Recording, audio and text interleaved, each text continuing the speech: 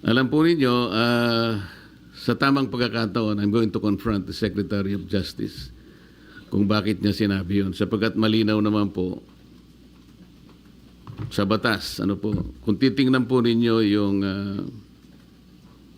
Section 3, isama na po ninyo yung Section 10 ng Republic Act 6981. Maliwanag po doon kung ano-ano ang mga requirements na kakailanganin para mapasa ilalim ng Witness Protection Program ang isang witness na nag-a-apply.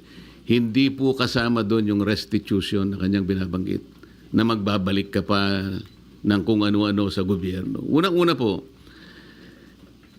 nasa pag-iimbestiga pa lang po tayo eh. Kanino kukunin at paano i-determine yung halaga na ibabalik ng mga diskaya kung sakasakali? Wala po sa tuntunin ng batas. Ang ilan po sa mga requirements kung bakit ka magkukwalify sa witness protection. Iyon pong offense na kung saan kakailanganin ng testimony is a grave felony. Ito po kasi ay naharap nila dito kung sakasakali ay plunder. So grave po yun eh.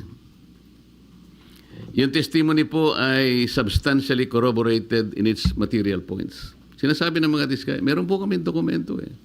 Dapat sana tuntunin nila. Meron po kaming mga ledger. Hindi naman nila inahanap kung nasa ng mga ledgers. Dapat yun ang tanongin nila sa mga diskaya. Ang miyembro niya, siya o ang miyembro ng pamilya up to the second civil degree by consanguinity or affinity ay nasa threats, tinatakot. Maaari silang mamatay. Maaari silang puwersahin, takutin. Ito po yung mga requirements lang eh. At hindi siya law enforcement.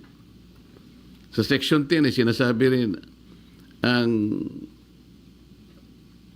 walang ibang direct evidence na maglilink sa mga iba. Kung kakailanganin mo ang kanyang testimony, isa sa requirement yun eh.